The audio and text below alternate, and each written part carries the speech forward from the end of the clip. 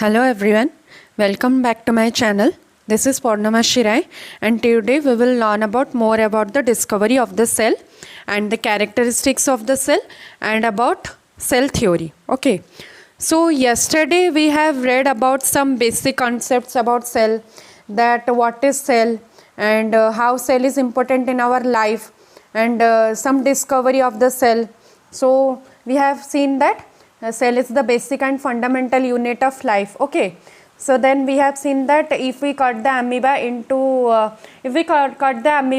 into several pieces, or if we cut the amoeba in horizontally or in vertically or any plane, then the last part we will get that the smallest component of a living organism or the amoeba, that is the cell. Okay, so here is the definition of the cell. So cell is the structural, functional and biological unit of all living organisms. Okay, then we have taken an example.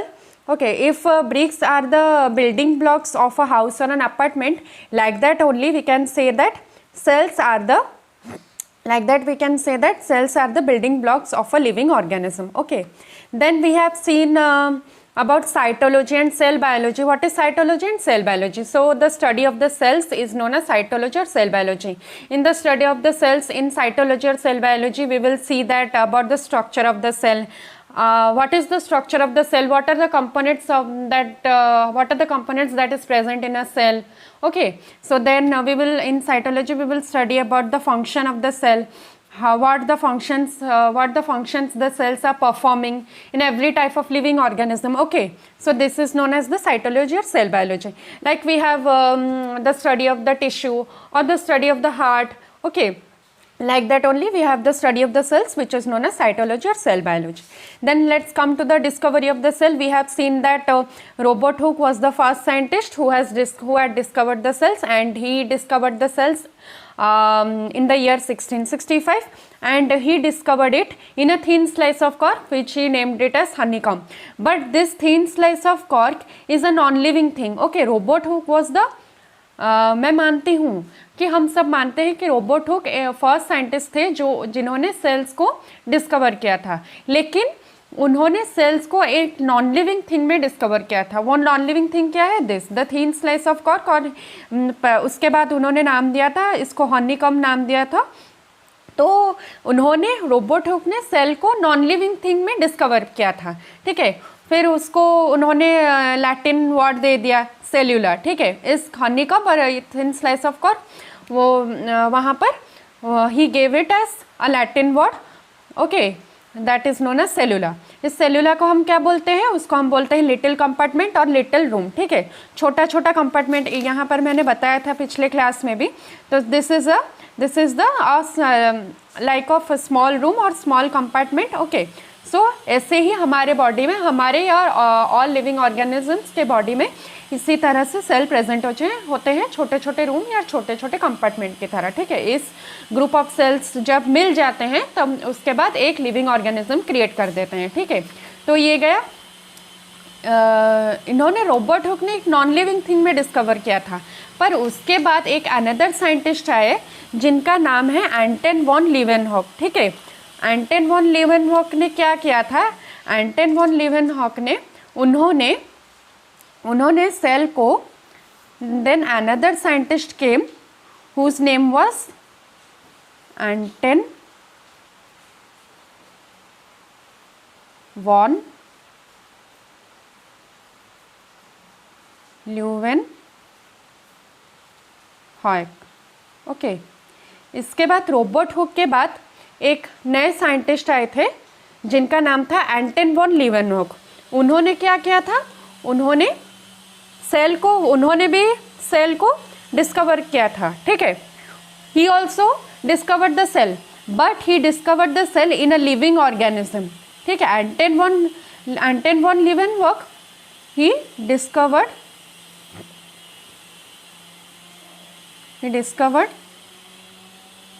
A life cell. We can say he discovered a life cell. ठीक है, उन्होंने एक living organism में और एक living organism में ही तो cell मिलता है ना, तो उन्होंने एक लाइफ सेल डिस्कवर किया था. ठीक है, he discovered a life cell. After Anton von Leeuwenhoek, another scientist came उनका नाम था रॉबर्ट ब्राउन।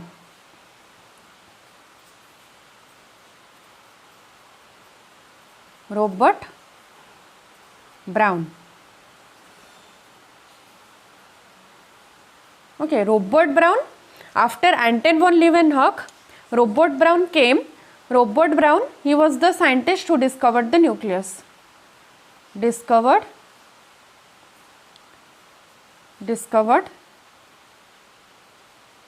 the nucleus, ठीक है। एंटन वन लीवेनहॉक के बाद रॉबर्ट ब्राउन ने न्यूक्लियस को डिस्कवर किया था। Nucleus we will read. Nucleus, it is present in the cell. Okay, nucleus is a component of the cell. Okay, so Robert Brown, later after Anton von Leeuwenhoek, Robert Brown came who discovered the nucleus. Okay, then we will see some of the characteristics of the cell. What are the characteristics that are present due to which the cell is the cell में क्या क्या ऐसे characteristics है कि cell हमारे लिए बहुत ही important होता है। Characteristics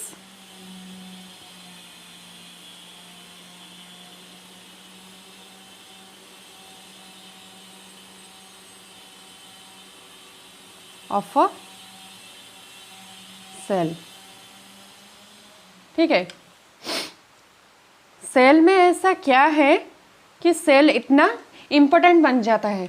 if I am talking to you right now, okay, मैं यहाँ बैठकर बात कर रही हूँ, आपको पढ़ा रही हूँ और आप सुन रहे हैं मुझे, ठीक है। If I am talking to you right now and if you are listening to me right now, it is only because of this cell. Okay, मैंने कहा था जो भी कॉम्प्लेक्स या जो भी एडवांस चीज़ को जानने से पहले हम उसका बेसिक थिंग जानना चाहिए। तो लिविंग ऑर्गेनिज्म एक एडवांस्ड पार्ट है and cell is the basic part of the living organism. यहाँ हमने पढ़ा था ना, तो cell is the basic and fundamental unit of living organism. If cell is not present then we also can not survive.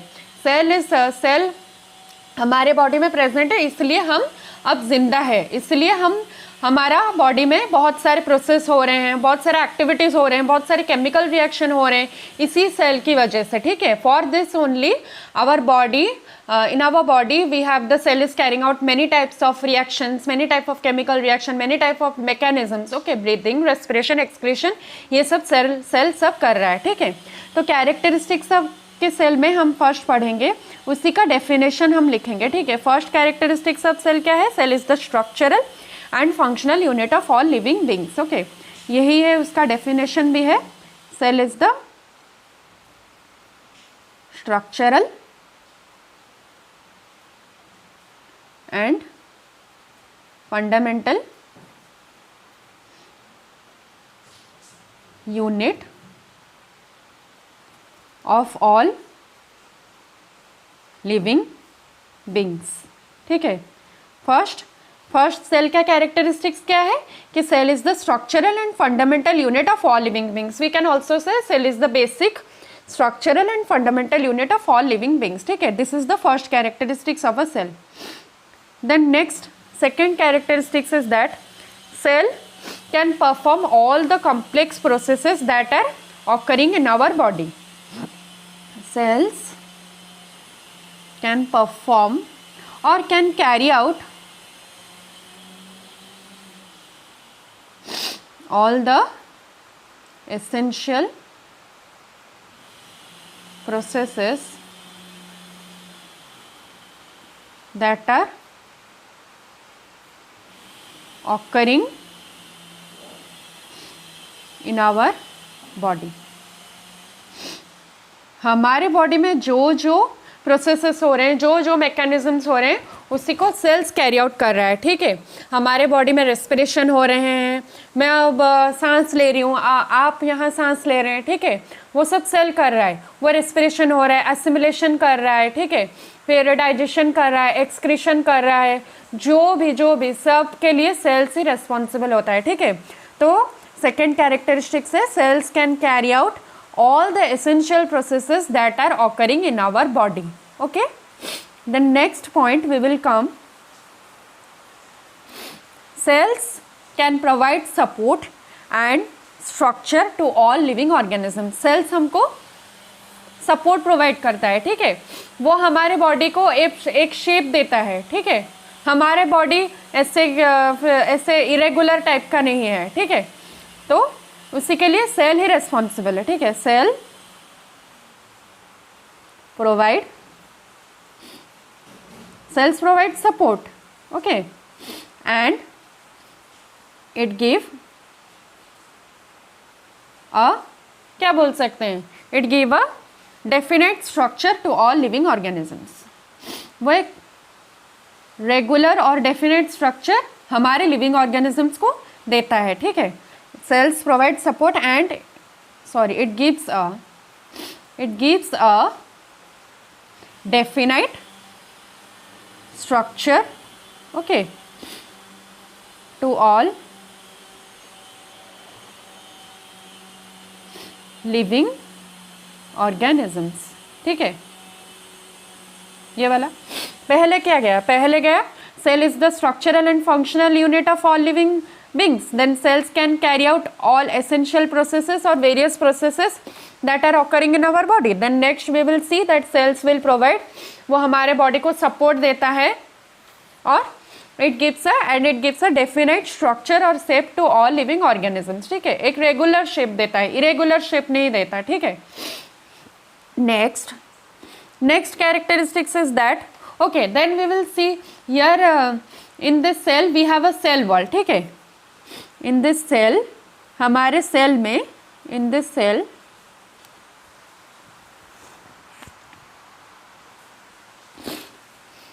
in this cell we have a,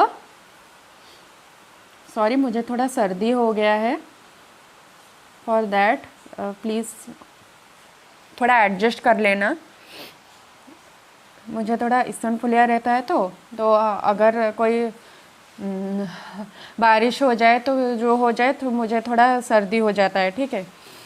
so yes, so in this cell we have a cell wall and we have cell membrane and we have cell membrane, और cell membrane को हम बोल सकते हैं plasma membrane, ठीक है, we can call the cell membrane is otherwise known as plasma membrane,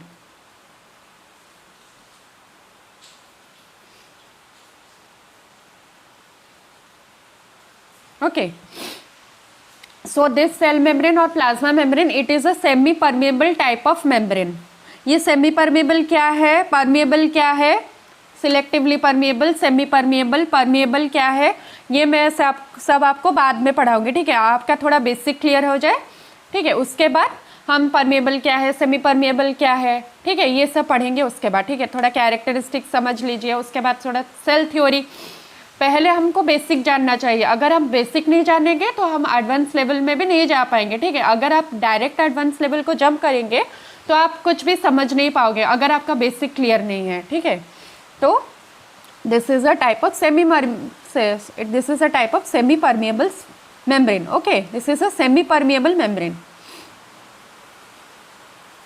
मैं यहाँ पर इसको नहीं समझाऊंगी क्योंकि आप थोड़ा कंफ्यूज हो जाएंगे, इसको मैं बाद में समझाऊंगी, जब ये सब बेसिक सब कॉन्सेप्ट सब क्लियर हो जाए ना उसके बाद में समझाऊंगी ये सब क्या है, ठीक है। Here you only know, okay, this plasma membrane, this cell membrane is a semi-permeable type of membrane.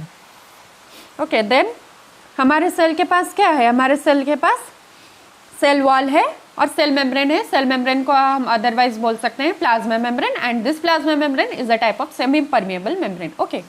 Then next characteristics is that cells are very complex, ये थोड़ा कॉम्प्लेक्स है, ठीक है, सेल्स आर वेरी कॉम्प्लेक्स क्योंकि ये सब mechanism सब processes carry out करता है ना, तो ये थोड़ा कॉम्प्लेक्स है, cells are very complex and a well organised structure and a well organized structure.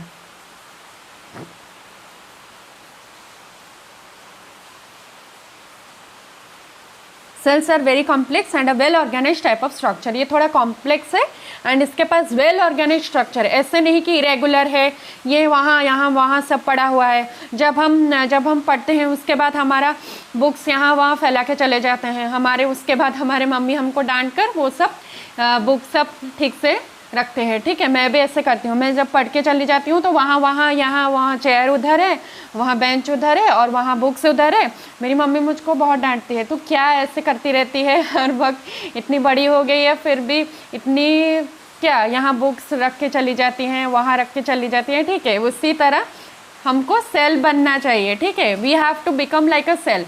Like cell अपने वो उसके अंदर जो भी कंपोनेंट्स है वो सब उसको वेल ऑर्गेनाइज्ड करके रखता है। सब वो बहुत ही रिस्पॉन्सिबल है, एक ही रिस्पॉन्सिबल स्टूडेंट है। ठीक है, सेल, इसीलिए वो इतना अच्छा काम कर पाता है, हमारे ह्यूमन बॉडी को वो चला रहा है। ठीक है, only of the cell human body are existing. Okay, अगर ये सेल नहीं होता ना तो हम भी यहाँ नहीं होते, only because of the cells we are surviving. तो ठीक है, वी हैव टू, सो हमको सेल की तरह बनना चाहिए। आप सब प्रॉमिस करो आज के बाद आप सब सेल की तरह बनोगे। ठीक है, okay. The next point is that cells acquire and utilises energy और एटीपी। जैसे हमको काम करने के लिए, पढ़ने के लिए एनर्जी चाहिए, उसी तरह सेल को भी वो अपना प्रोसेस कर रहा है तो उसके लिए उसको भी एनर्जी चाहिए, तो वो एनर्जी लेता है और उसको यूटिलाइज करता है। ठीक है, तो ये वाला इंपॉर्टेंट पॉइंट था, उसके बाद कल हम पढ़ेंगे। So thank you everyone.